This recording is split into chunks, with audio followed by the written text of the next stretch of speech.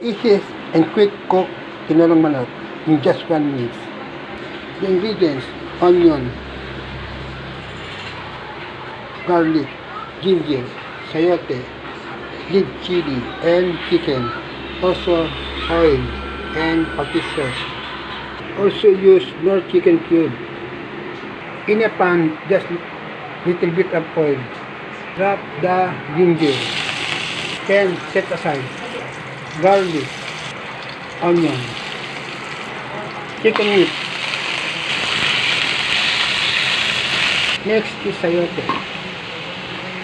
Drop the local cube. Fish sauce. 1 glass of water. Last, the boiled leaves. Bye. Keep safe and God bless us. Please subscribe. Bye bye.